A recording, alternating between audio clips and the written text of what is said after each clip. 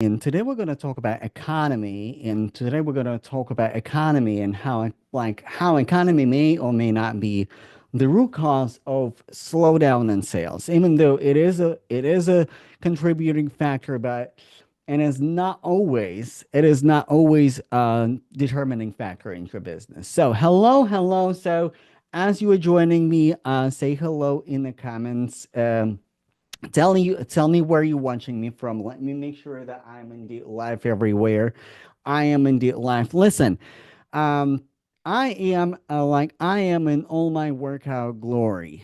So I just came from the gym. So and I literally did not have time to get myself situated. So this is really like real point in time in life, me coming from my gym and my workout clothes and my workout hoodie, talking about business as my whole family is in the house. In the background, you might see people coming at from the background. So that's what you're gonna see today. So, but today we're gonna talk about how economy is contributing factor, of course. Economy is contributing factor, absolutely. But economy is not always determining factor. And before we let ourselves off the hook from accountability in our businesses, I want you to pay attention to a few things. I want you to pay attention to a few things. Like thing First thing, uh, now we are now we have shifts in consumer behavior, how people interact with brands, how people interact with businesses, how people interact with services. Like there is a shift, and it's important to recognize shift. And one of the shifts is that yes, people want to see the outcome, and a lot of business coaches, and so something that I also would say in my content, that you have to show them the outcome, what they're getting, like what was the outcome, what was the result. Like it's not really cutting it through anymore, especially if you are a service provider. It's like you're a strategist, you're a consultant, you're a coach, you're a mentor, because a lot of people experience services before in your industry. Let's say an example, a brand strategist, right? Like a brand strategist. They hire a brand strategist to determine the branding, the marketing, uh, the colors, the photos, and with the expectation that it will result in some sort of like increase of sales or increase of like some sort of monetary value. And it's not always the truth, right? Or find the branding that will resonate with them. And it's challenging. I did branding photos for myself, and I had a really positive experience, but it took me so long to take my branding photos because, again, I didn't see just the provider who like that I saw myself in their photos, that I could possibly fit in their photos. And Jody Brim, and it's like free promotion, Jody Brim, the brand photographer that I work with, like she did really, really well. Another thing that is really important to recognize, the market shifts in your audience, right? People who used to buy from you, like where they're at right now. Like, do they have discretionary funds to invest in your program? And not just discretionary funds. Do they have the same problem that they had like 5 years ago, that they have right now, 2 years ago, a year ago? Because the market is changing. So, and also, if the consumer behavior is changing, If how people perceive brands, how people consume content, how people like interact with brands is changing right now. So how your marketing could change with it.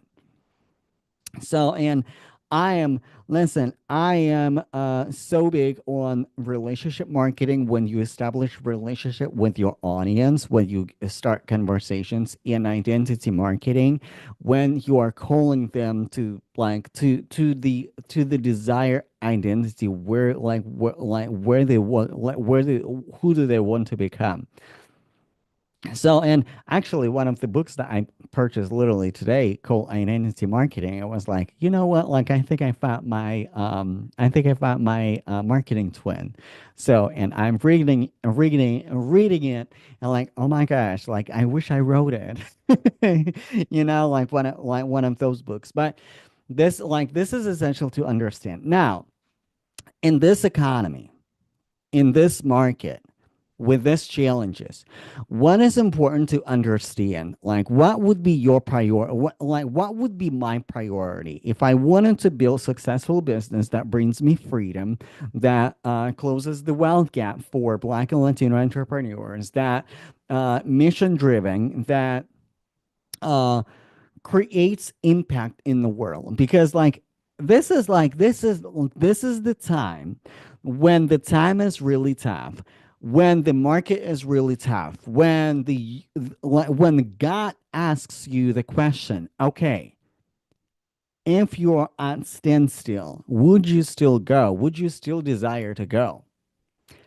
This is the perfect moment when you ask yourself a question, and the question is, why am I here? Why am I going? Why am I building my business still? Is it resonating with you, y'all? Let me know in the comments as you're joining my live stream. Let me know in the comments where is it resonating? So uh, we're talking about that economy is a factor, but it is not always determining factor for your business not having, like, for sales slowdown or for customers not coming in. Like there are other factors in your business, and there are other shifts in your business that you can do right now.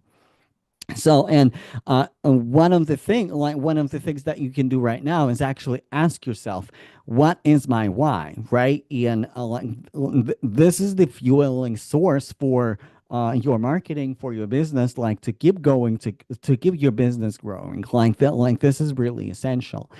And now I would ask, okay, if the standard fund, really, like in this economy, uh, I if you see the slowdown, if you see the challenges, one thing that you can do in this economy, one thing that you can do is to go back and look at your services.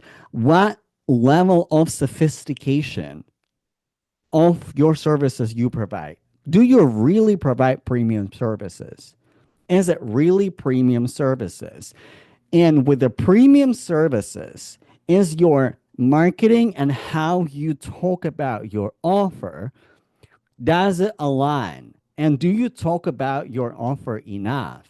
Do you sell every day? Because in this economy, you gotta sell every day. And I'm not talking about pitch slapping. I'm not talking about like spamming people in DMs. I'm talking about ethical sales, like making invitations. Making invitations people to your podcast. Do you have a podcast? Like if you're selling an offer that is like $5,000, $10,000, three, five, $10,000, and you don't have a podcast, people simply may not have enough time to to really sync up with you. And there is this notion that, oh, it's about no like and trust. No like and trust is no longer cutting it in 2025. It is not enough to have no like and trust in 2025. It's no like and trust, and also, do people see themselves in your offer? do you communicate that next desired level of identity where you're leading people to, that mountain that you have in your offer, in your marketing? Are you clear about it in your offer? Is your funnel that you creating, like, is it creating bridges for people in your brand, in your business, in your content, in your messaging to your brand to work with you? Or does it create barriers? Okay, like, people consume your freebie, what next? And I'm not talking about just email sequences, right? I'm not talking about just email sequences. I'm talking about having people in the sphere of your world, right? Like, how do you create that cross references in your business, in your sphere, so people like, oh, yeah, I remember that I downloaded that. I remember that I downloaded that freebie. Like, okay, let me check it out. Like, actually, I actually never read it. Oh, that podcast episode. Because, like, for example, like in my business, if you want to know my framework, like, take it and run with it and test it for the next 3 weeks and come back and tell me how it works. Find the video with Donovan that I recorded like a week ago, like, where we laid out when we put together a live stream together, which was like a master class, and we literally gave out g- uh, put the whole strategy together. So, like, this is me creating cross references, right? It's not like me just posting one time and forgetting about it. You have to repeat yourself. Also, in your messaging, how many times you're repeating yourself. And, like, it all comes with the customer research, with market research. And it all comes to, like, really addressing what people want right now. And are you selling it right now? Also, in a tough economic times when people may not decide to work with you for $10,000, for $15,000, maybe, like, the consideration time is a lot longer. So what you can do, you can create quick cash injections. So create, if you do courses, right? If you have a course component, you can release like a portion of your course for a cheaper price. You can create VIP sessions, because, like, I also do VIP sessions, because not everybody wants and needs 6 months mentorship, advanced business advisory mentorship program, right? Some people just like, hey, um, everything is good in my business, but I just need a consultant who can come and do like a really quick training for my closers, or like I need help with closing high ticket, or like I like how you do live streams. Can you provide really quick workshops so we can put it together? And at the end of that VIP, like, people might decide, oh, like, actually, I wanna upgrade for 6 months because I would like to get more of it. So, you know what I'm saying? So, like, create quick wins, like VIP sessions, quick consultations, strategy sessions that you can sell. Um, some like something really tangible, really quick wins, meetups, paid events, paid resorts. But again, hear me out. Resorts, when you have ac- when you have access to a property that you don't have to really pay for. So, like, this is quick wins that you can have in your business. Now, talk to me in the comments. So, what resonates with you today? What you can take from this live stream today and test out in your business? Let me know and drop it in the comments. And I know we're a little late, so people say that in some time zones it's a little late. Tell me what resonates with you, because economy, it is contributing factor, but it is not the determining factor. for service providers. And yes, it is harder to sell. I'm not going to sugarcoat it. I'm not going to just say, hey, like, no, like, it's just you are not doing enough. It is all you. No, and it's like, it is both. Yes, it is hard. And a lot of entrepreneurs facing hardships right now, a lot of them. And listen, I'm feeling it too. I'm feeling it too. So, all right. As you're dropping your questions, I do have a invitation for you today. So if you're looking for private business advisory, business mentorship with adjusting your messaging, high ticket sales training, and really putting a framework together where you can learn to sell the way you love that is in congruence with you, bring you bring your business to the next level, and improve offer traffic and positioning, like realign your business with and run your business without this burnout. Or maybe you tried strategies that did not work for you because they were not designed for you. So my invitation is for you to fill out the form, and it's in my bio. I will drop the link in the comments later, and I will review the form. And if it is the right fit, we're gonna get on the call and we're gonna talk, and I will make sure to send you a message and to talk about it. So again, in a 6 months mentorship program, we're focusing on market research, how to get the data from your existing audience that you already have, so you can adjust your messaging. Then we'll work on the messaging. So we'll work on the messaging and we'll focus on identity marketing and relationship marketing versus just like standard funnels, standard webinars, standard by this feature like and feature marketing. And I also provide high ticket sales, closing high ticket sales on a call or in a follow up call with my customers. And in my previous videos, like I was talking about a little bit in details, like how I review recorded sales calls and how we aggregate data from those sales calls. All right, thank you so much, everybody, for hanging out with me. So today is a little bit shorter live stream, and I will see you all on Friday. I will create event here shortly, and on Friday, so on Friday, we're actually going to talk about very interesting topic. We're going to talk about coffee chats. How many of you run coffee chats?